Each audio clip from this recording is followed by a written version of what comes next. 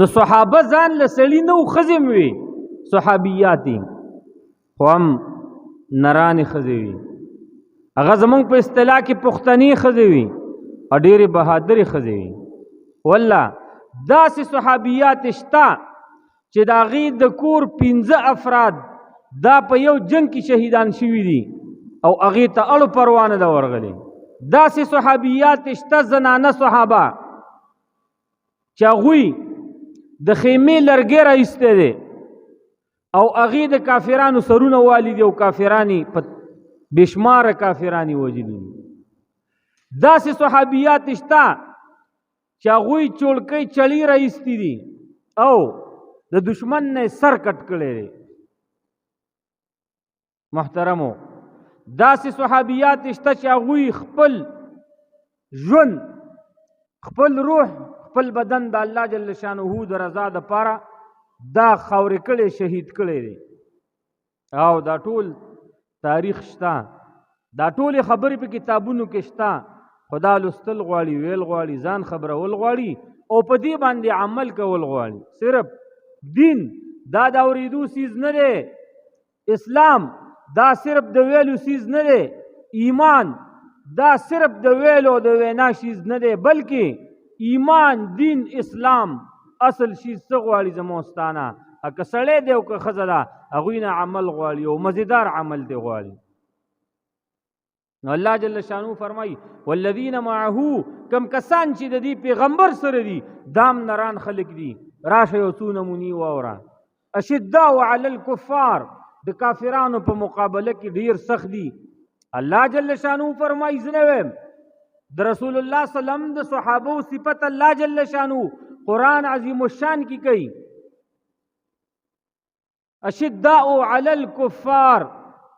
د کافرانو په مقابله کې ډیر سخت دي د جنگ په حالت کې د کافر سره نرمی نه کوي کافر چې په توره یو گزار کوي دا د رسول الله صلی الله علیه وسلم صحابي به په دو گزاره کوي د کافر توره که د رسول الله صلی الله علیه وسلم د صحابو سټونو مبارکو ته نه رسیږي نو د رسول الله صلی الله علیه وسلم د صحابو توره دا به د کافرانو سټونو ته رسیږي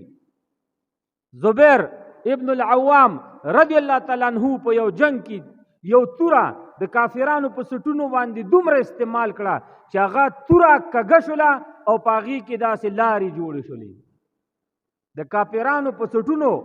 د هغوی په هډوکو په غوښو باندې د زبیر ابن العوام رضی الله تعالی عنہ چې دا د صفیې رضی الله تعالی عنها زوی دی او صفیه دا د رسول الله صلی الله علیه وسلم د پلار خور ده یعنی زبیر رضی الله تعالی عنہ دا د رسول الله صلی الله علیه وسلم د ترور زوی دی د مور د خوانه او د رسول الله صلی الله علیه وسلم ساندوم دی ځکه عائشه رضی الله تعالی عنها او اسماء رضی الله تعالی عنها دا دواړه خویندې وي یو په زبیر ابن العوام رضی الله تعالی عنہ باندې واده ده او بل د محمد رسول الله صلی الله علیه وسلم بیبي مبارکه ده نو زبیر رضی الله تعالی عنہ د رسول الله صلی الله علیه وسلم د ترور زویم دی او ساندویم دی دغه صحابي په یو جنگ کې د کافرانو په سټونو باندې خپل توره کږه کړله او پولې پکې جوړې شولې او ډېر وخته پورې ساتلې وه دا دین مو تاسو یو چې دا ګینې مو تاسې په دمونو چوفونو باندې راغلی نه قسم په الله د دین دا باغ داسې باغ دی چې دا وچیږي خدا به په خپلو وینو باندې مسلمانان تازه کوي دا اوبه نه غواړي د اسلام باغ د قرآن باغ د الله باغ دا اوبه نه غواړي دا نور اکسیجن نه غواړي دا د انسان وینه غواړي د مسلمان ګرمه وینه غواړي دا دین د اسلام دا په ډېرو تکلیفونو باندې موتا ته را رسېدلی دی په موتا ته هیڅ په هیڅ ملاو شوی دی مور مسلمانه پلار مسلمان الحمدلله زم مسلمان نو که قرباني هم د دین دپاره نه ورکې لکه څنګه چې الله جل شانه د رسول الله صلی الله علیه وسلم د صحابه صفت فرمایي چې هغوی اشداء علی الکفار د کفارو په مقابله کې سم سختو کافران یې راولیو، کافرانو به چې د صحابو نوم واورېد رعب دبدبه به پرې راله، رپرپې به پرې راله، د هغوی بدن به په الله قسم رپېده. داسې کافران شته چې هغوی د دې دپاره د رسول الله صلی الله علیه وسلم ملګرو ته راغلي چې دا موږ وګورو چې دا څنګه انسانان دي، دا د اوسپنو نه جوړ دي که دا د فولادو نه جوړ دي. اخر څنګه د دې خپل پیغمبر دپاره، د دې خپل الله دپاره، د خپل دین دپاره دومره لږه دوی تیری، څوک به تیره کړي د مور بچې. رسول الله صلی الله علیه وسلم کله چې د مدینې منورې نه خندق ایسته، صحابه د خېټه پورې یو یو کاڼې تړلې، ورشه وګوره بخاري شریف او محمد رسول الله صلی الله علیه وسلم 2 کاڼې تړلې وو. دا د څه وجې نه چې دا معده لږه درنه ښکاري او کار کولی شم ستړی کېږم نه، نور معده کې به څه نه وو، کاڼې به یې وتاړه. کله چې معده ډېره تشه شي انسان ډېر سپک سپک محسوسېږي، ځان پورې به یې کاڼې وتړل، داسې په څادر په رومال باندې په څه باندې په بیلټ باندې چې زما دا خېټه ډکه ښکاري درنۍ او چېرته زه را پرېنوځم. دا دین د قرباني شیز دی. نو کافر به راغله چې دا خلک ګورو دا څنګه په دې لږه کې په دې تنده کې دا د خپل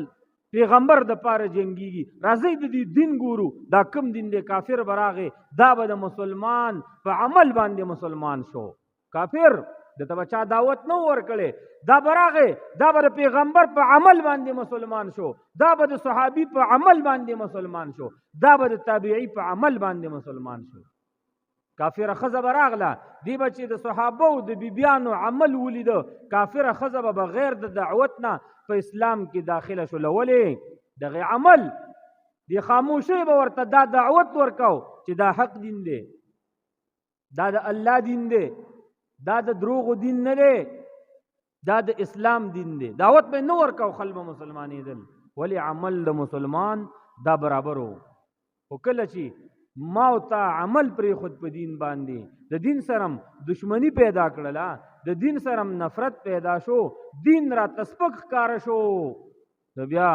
هندو، کافر، عیسائی، یهودی، مشرک دا زما په عمل نه مسلمانېږي، دا زما په عمل دا نشي مسلمانېږي. د انګریزان دې کې ځینې ډېر قانون والا خلک دي، اگر چې کافر دي خو قانون یې ښه قانون دی. موتا په کافر باندې ایمان ته زموږ ستا الحمدلله ډېر ښه دی. یو کمزور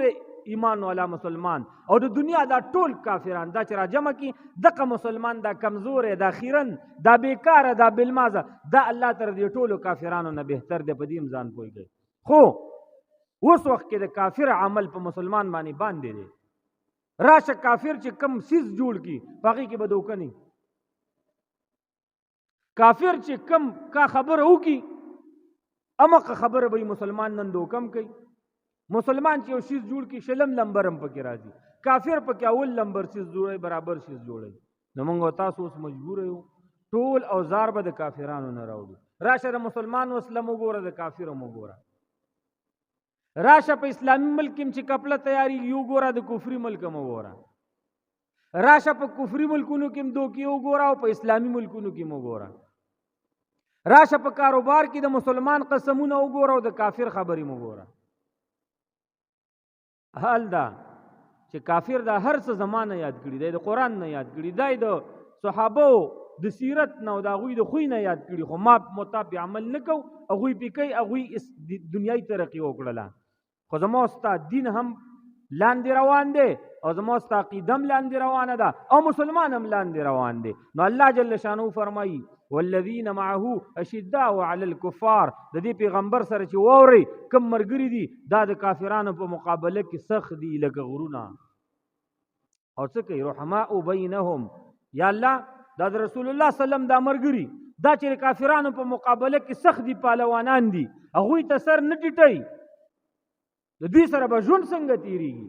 دوی سره به بیبي ژوند څنګه تیری، دوی سره به خپل مرګري ژوند څنګه تیری، دوی سره به خپلوي خلک څنګه کوي، مور پلار به ور سره په کومه طریقه باندې ژوند تیری. الله جل شانو فرمایي واورا رحماء بینهم، په خپل منځ کې د مسلمانانو سره مینه کوي، محبت کوي. الله جل شانو فرمایي ټیک دا د اسلام د پاره د کافر سره دشمنی کوي، خو د اسلام د پاره د مسلمان رور سره مینه او محبت کوي.